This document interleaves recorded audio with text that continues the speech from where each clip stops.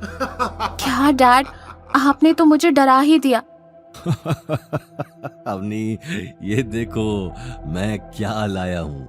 ये है antique glass का सेट, राजा महाराजा के टाइम का, जिसकी कीमत 50,000 है। ये तुम्हें पूरे जोधपुर में नहीं मिलेगा, रेयर पीस है। बताओ कैसा लग रहा है? ये कहते हुए अनिल ने एक बेहद एंटीक ग्लास और जग का सेट अवनी को दे दिया। अवनी जितना हैरान उस एंटीक सेट को देखकर थी, उससे ज्यादा हैरान 50,000 सुनकर थी। गीता और गौतम को अपनी आंखों पर यकीन नहीं हो रहा था। 50,000?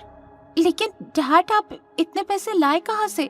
अब मेरा मतलब इसकी प्राइस आज मार्केट में कम से कम 50,000 होगी, लेकिन सोचो मैंने कितने में लिया होगा। ये बात सुनकर अवनी गीता को देखने लगी। 30,000? अनिल ने हंसते हुए नहीं में सिर हिला दिया। तो फिर 20,000? नहीं, मैं ये सेट सिर्फ 300 रुपए में लाया हूं।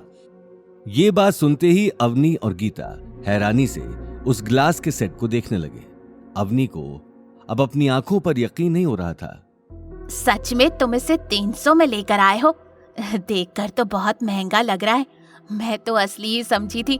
मानना पड़ेगा, ये तो मास्टर कॉपी है।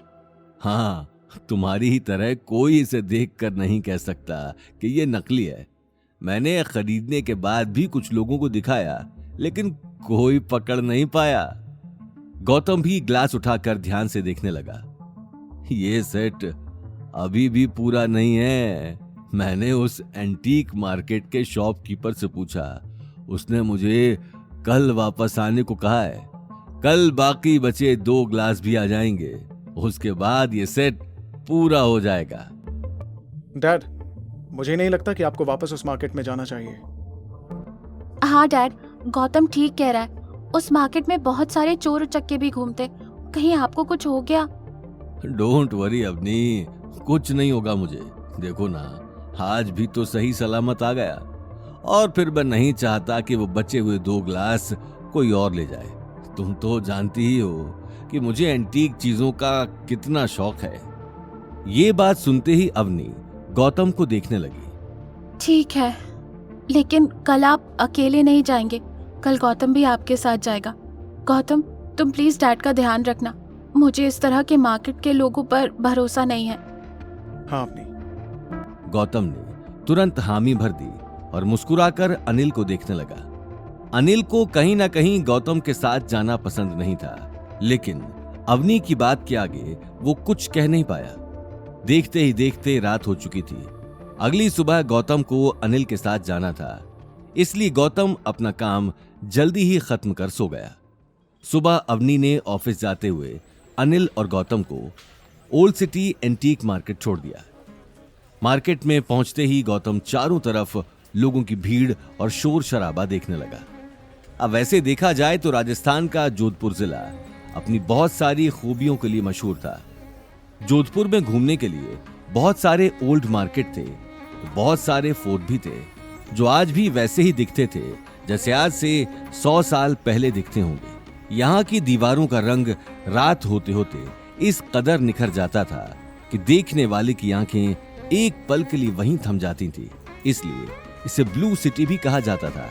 गौतम को जोधपुर में रहते हुए कई साल हो चुके थे, लेकिन उसने आज तक जोधपुर का ये मार्केट नहीं देखा था। इस मार्केट में जोधपुर के अमीर से अमीर आदमी से लेकर गरीब से गरीब आदमी भी आता था, क्योंकि यहाँ मिलने वाली चीज ज्यादातर कीमती और एंटीक ही होती थी। मार्केट और वहां लोगों का जमावड़ा देखकर गौतम की आंखों में गहरी चमक थी।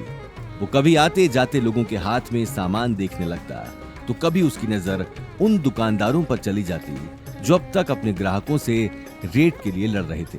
लेकिन उसी वक्त उसके आगे चल रहा अनिल एक बहुत बड़ी दुकान पर आकर रुक गया। उस दुकान का आधा सामान बाहर ही फैला हुआ था, जैसे antique mirror, watch, glass, curtains और भी बहुत कुछ। आ जाओ, अब मैं तुम्हें अपना टैलेंट दिखाता हूँ कि कैसे इस तरह के मार्केट से सामान लिया जाता है। ये बात कहते हुए अनिल शॉप के मालिक के पास चला गया, जो शॉप के बाहर ही धोती कुर्ता और गले में एक मोटी सोने की चेन पहने बैठा था। लेकिन उस मालिक के पास जाने से पहले ही अनिल को बाकी के 2 ग्लास भी एक साइड में पड़े दिखाई दे गए। उसने बिना वक्त गंवाए वो ग्लास उठा लिए। आगे की कहानी जानने के लिए देखिए अगला एपिसोड सिर्फ पॉकेट एफएम के यूट्यूब चैनल पर और रॉयल वारिस के सारे एपिसोड्स को सुनने के लिए डिस्क्रिप्शन में दी लिंक से डाउनलोड करें पॉकेट एफएम ऐप।